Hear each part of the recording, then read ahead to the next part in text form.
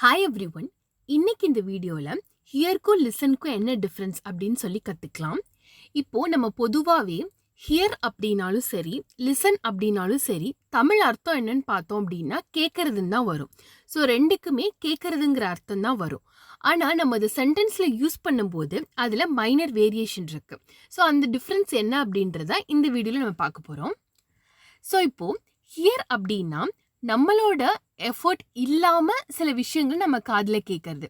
For example, பலத்த சத்தம் ஒன்று கேட்டுச்சு எனக்கு அப்படின்னு சொல்கிறோம் இல்லையா?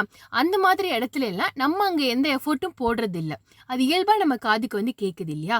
ஸோ அந்த மாதிரி பிளேசஸ்ல எல்லாம் ஹியர்ன்றதை யூஸ் பண்ணணும். லிசன் அப்படிங்கிறது என்னன்னா நம்ம எஃபர்ட் போட்டு வாலண்டியராக ஒரு விஷயத்த கேட்கறது.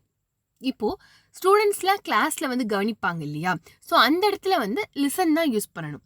ஸோ இப்போ ஹியர் அப்படின்னா without attention and effort, listen அப்படிங்கிற பட்சத்தில் with attention and effort.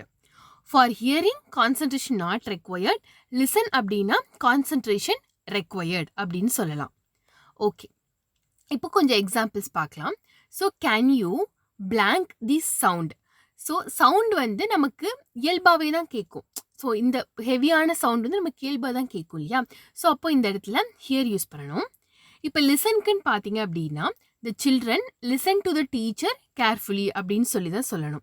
So அங்கே வந்து the children are making effort to listen to the class இல்லையா? ஸோ அதனால அந்த இடத்துல வந்து நம்ம வந்து லிசன் யூஸ் பண்ணணும். ஓகே, ஸோ இந்த வீடியோ உங்கள் எல்லாருக்கும் ஹெல்ப்ஃபுல்லாக இருக்கும் அப்படின்னு சொல்லிட்டு நான் நம்புகிறேன். So thank you for your support. Thanks for வாட்சிங். Happy learning.